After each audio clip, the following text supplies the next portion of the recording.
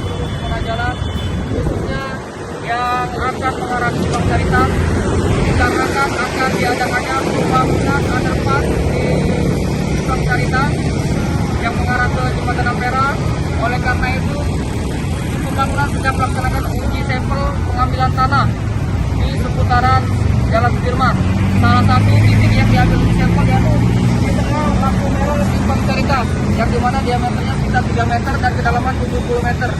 Jadi kami harapkan untuk seluruh pengguna jalan tetap berhati-hati pada saat akan melintas di Simpang Carita, selalu jaga jarak, selalu konsentrasi, dan selalu menghormati sesama pengguna jalan. Mungkin itu informasi dari kami. Kami harapkan kita semua tetap berhati-hati dan tidak menjadi korban kecelakaan. Dari kami, stop pelanggaran, stop kecelakaan, keselamatan untuk kemanusiaan. Terima kasih.